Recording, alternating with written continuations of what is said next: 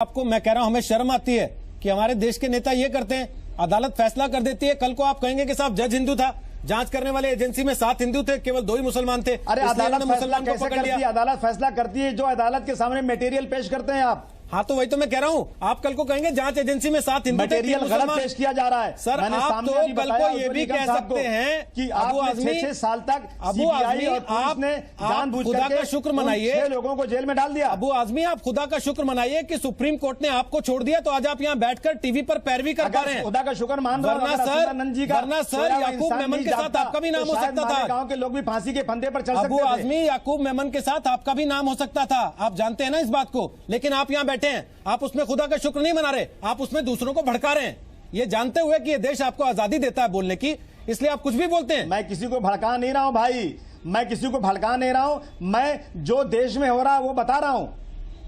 जो देश में हो रहा है सर वो आप लोग ही तो करवा रहे हैं। उन 1000 लोगों में क्या हिंदू नहीं मरे थे? वो नहीं दिखते आपको? तो आप बाबरी मस्जिद उन 1000 लोगों में जो लोग मरे थे, सर आप बाबरी मस्जिद का उदाहरण मुझे लगातार दे रहे हैं 4 दिन से करते। सर बाबरी मस्जिद, रिएक्शन अबू आजमी जब बाबरी मस्जिद फैसला होना चाहिए। अबू आजमी जब अयोध्या में ढांचा गिराया गया था, वहां सरकार किसकी थी? कभी आपने कहा मुलायम सिंह के खिलाफ कार्रवाई कीजिए, कल्याण सिंह के खिलाफ कार्रवाई कीजिए? बोला आपने कभी?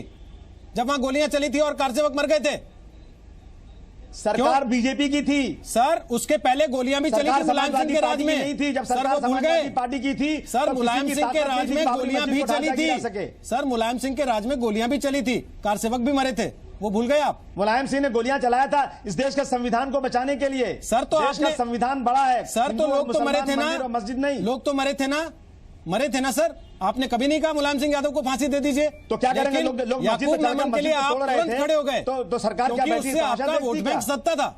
याकूब मेमन के लिए आप फौरन खड़े होते हैं क्योंकि उससे आपका वोट बैंक स्ट्रांग होता है। जी नहीं, समाजवादी पार्टी के अंदर संविधान बड़ा है। संविधान को बचाने के लिए मुलायम सिंह यादव जी ने, हमारे नेताजी ने गोली चलवाई थी। सर समाजवादी पार्टी के संविधान और देश के संविधान में क्या क्या हुआ है उस पर जाने की जरूरत नहीं है, उस पर चर्चा करेंगे तो बहुत समय निकल जाएगा।